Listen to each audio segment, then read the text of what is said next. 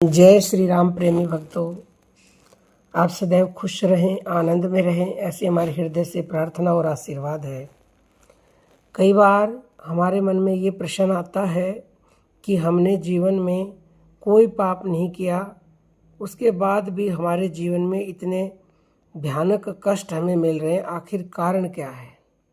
तो एक छोटी सी कथा के द्वारा समझाने का प्रयास करेंगे, अंत तक बने रहिएगा। एक बार राजा ब्राह्मणों को लंगर में महल के आंगन में भोजन करा रहा था। राजा का रसोइया खुले आंगन में भोजन पका रहा था। उसी समय एक चील अपने पंजे में एक जिंदा सांप को लेकर राजा के महल के ऊपर से गुजरी। तब पंजों में दबे सांप ने अपनी आत्मरक्षा में चील से बचने के लिए अपने फन से जहर निकाला।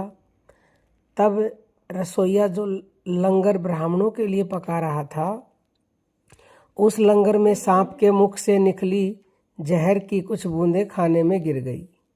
किसी को कुछ पता नहीं चला। फलस्वरूप वह ब्राह्मण जो भोजन करने आए थे, उन सब की जहरीला खाना खाते ही मौत हो गई। अब जब राजा को सारे ब्राह्मणों की मृत्यु का पता चला तो ब्रह्म हत्या होने से उसे बहुत दुख हुआ। ऐसे में अब ऊपर बैठे यमराज के लिए भी यह फैसला लेना मुश्किल हो गया कि इस पाप कर्म का फल किसके खाते में जाएगा।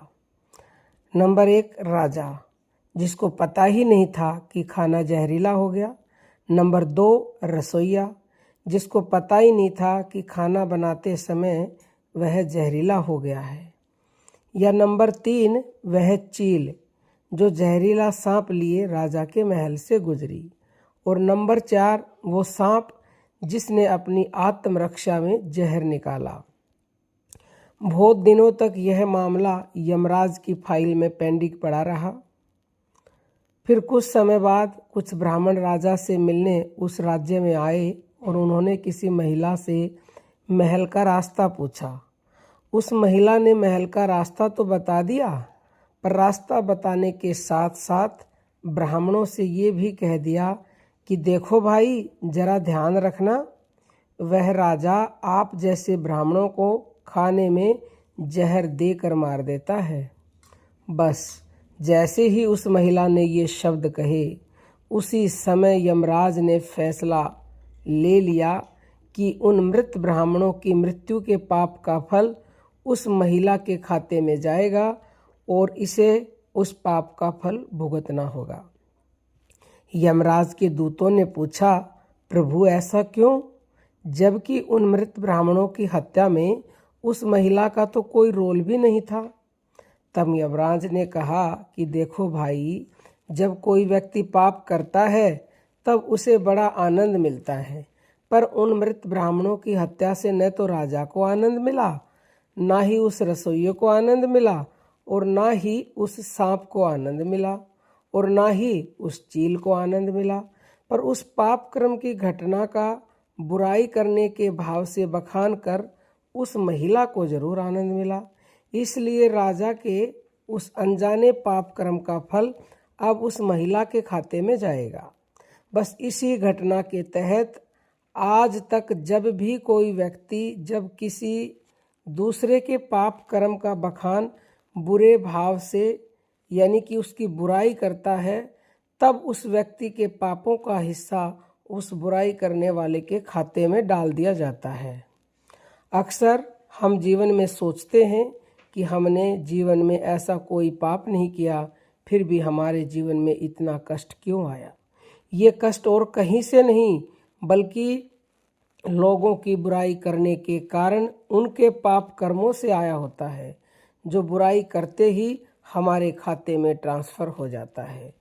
तो आपसे विनम्र प्रार्थना है कि किसी की भी बुराई ना करें, उसके कर्मों का फल आपको भुगतना पड़ेगा, यानी कि आपके पाप बढ़ जाएंगे, और पाप बढ़ेंगे तो पाप का फल तो फिर भुगतना ही पड़ता है।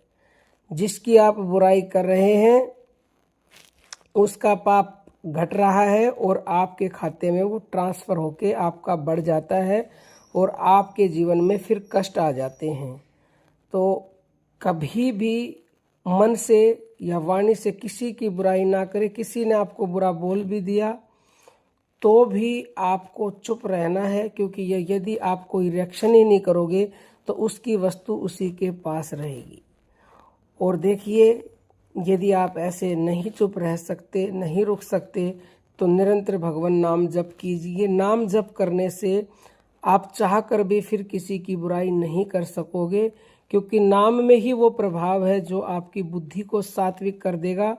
और जब बुद्धि सात्विक होती है तो आपके अंदर से प्रेम का भाव उमड़ता है, सबके प्रति दया का भाव उमड़ता है, सबको आप समान भाव से देखने लगते हो। तो उम्मीद करते हैं आज की वीडियो से आप सीख लेंगे और अपने जीवन में इस सीख को जरूर उतारेंगे। इसी के साथ सभी को बहुत बहुत आशीर्वाद। जय जय श्री राम। और कोई भी आपका प्रश्न हो या आप साधना किट खरीदना चाहते हैं या दीक्षा लेना चाहते हैं तो YouTube पर भी पूछ सकते हैं, अन्यथा आप ही की सुविधा के लिए व्हाट्सएप नंबर दिया गया है 9958515054। जय जय श्री राम।